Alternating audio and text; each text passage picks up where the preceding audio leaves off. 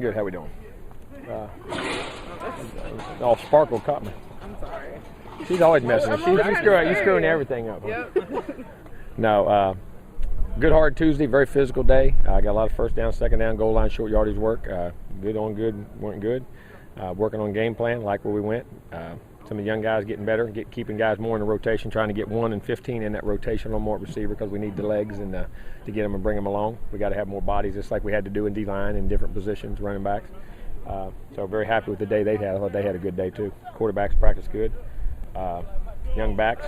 Good to see Ryan Green back in that group. He's getting back in there and getting reps now. He's full speed and it feels comfortable with what he's starting to do. And he's a really explosive guy too, so you feel comfortable with that. And I got some reps because of Pender being nicked up, but that's what I say, next man up. And it came at a perfect time for him to heal up about 2 weeks ago and get back into good shape. And I thought he looked sharp today.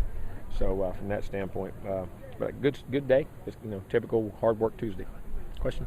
Jimbo, you talked so much about the after Clemson practices last year.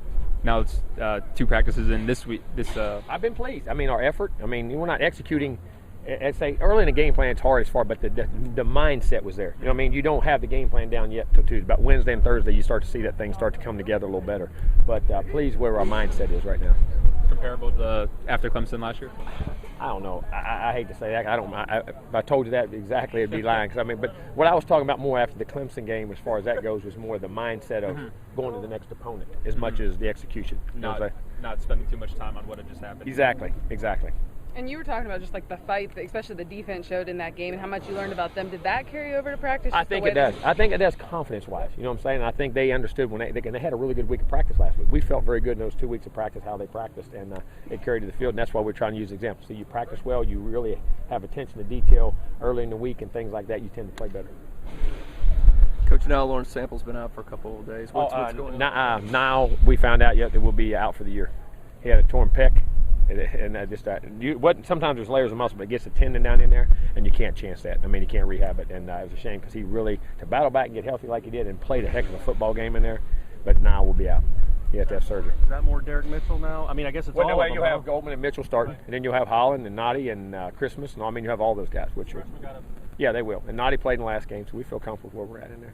Those young guys are going to have to really step up now. There's no more waiting period for them. Nope. That's why we had to ask them. Well, we got a bunch of them this year. Did Nile finish the game with the torn pec? Oh, yeah. How often does that happen? It doesn't. That guy was, but sometimes in games that will happen, especially when you get that adrenaline flowing, you don't really, you're hurting, but you're not hurt. You know what I'm saying? And sometimes that will happen, but he and the bounce off the knee and then do that. Now, had a lot of respect for what he was doing now, big time. I think that was one of the things you mentioned in that locker room video. Is just not. When did you find out about? The next day, but we weren't sure till they got the MRI. Till they got everything secured and talked to the doctors, and because there's different. You can, like for instance, Amp McLeod. He had one his senior year. He got in camp. It was deep, but it was in these They said it wasn't the tendons that attached to the bone. His got down there because what he did, he actually took a guy and threw him out of the way. Back went by and he reached out and caught it. And there's different layers. That's what we had to wait on to see because Ant played his whole senior year with one. Not knowing what's going to happen with Penry yet, I guess. Is Dalvin ready to take some more carries? Yeah, I think Dalvin is, and I think Ryan Green is. Ryan Green got some great work today too. So if Carlos and those three right there. Could we see some changes on the offensive line for NC State? No, we're just working guys and moving them. And if guys get injured, and sometimes every 3 to 4 weeks, we'll move a guy to like a center or a guard or somebody to take reps with the ones to get them mixed in.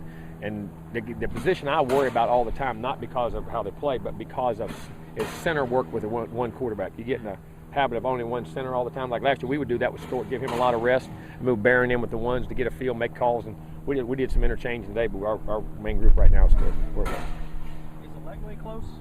Getting there. That's a day-to-day thing. So he has some really good days, and then sometimes it'll bother him. But he's healing. He's way ahead of schedule. But it's still too early to tell. And you felt good about Mario Edwards yesterday. Yeah, you still feel pretty good. That's still a day-by-day thing, and you gotta take it day by day. It's not. Seen him tons worse. You know what I'm saying? He has felt very good, but still, you don't. Those things can do that and hit a wall and linger or stop. That I can't. How did Chris Casser do coming in for him? Really good. I was really pleased with Chris. I think he stepped up and played probably his best football he's played since he's been here. And he's very capable. Chris has got a lot of ability. Jim, if you got to play Cam at center, is Mavity kind of the guy that fills in the next? Well, you got Mavity, then you got R. You know, you got R that can play tackle and guard. You got all those interchangeable things. You know what I mean? And coming along? oh yeah, they practice all day at different. You know, we mixed them in with the ones, which we do a lot. How is Jameis? I mean, after having to sit out a game, how's he come back to practice? Same. I mean, very aggressive as far as, but very energetic, and I think very appreciative and realizing that how quick things can go away. You know what I mean? And I think he has a great appreciation for what he does have, which I think he always did. But you know, to you, that can be going sometimes. You know. Players that said he addressed the team last week. Did he address the team at all? You know, starting whether after the game, Sunday, Monday, today. No, not today. I mean, in the locker room he was vocal, talking, or he would say stuff, you know, off and on, but and on the sidelines, but not. No, we're back to. He didn't huddle. So since the game, he hasn't huddled up like the team or anything like that. No. Not that I know of. Sometimes those guys, see, a lot of times we're not in the locker room even when people say stuff. We're back there making adjustments, and the locker room, we're in there when we have to be, but that's a player's sanctuary. You know what I mean? The coaches sometimes, you don't always want to be in there. You got to give them their space and their sanctuary at times. When you talked about hearing Rashad and a few other guys speak up in the locker room at halftime, did you just hear them scream? Were you guys in the coach's room, or you just happened to be in the locker room? Well, some folks told me, and then we were coming in after making halftime adjustments. You know what I mean? And we're walking back in. Thrasher was named president just a short time ago. Your reaction to that? Very excited. I mean, I'm sure the folks that chose our president, I mean, it took a long time. We got some very smart people on that board and all the committee. So very happy for John, very appreciative and glad he's part of our family. And John's always been a huge part of our family from what I understand. I know him from speaking, and he's always been a good friend. So been very nice. I've got along with him every time I ever met him, and seemed like, I think, you know, a guy of that power and intelligence and what he can do and help run an organization, I think will be very good. Very happy for him.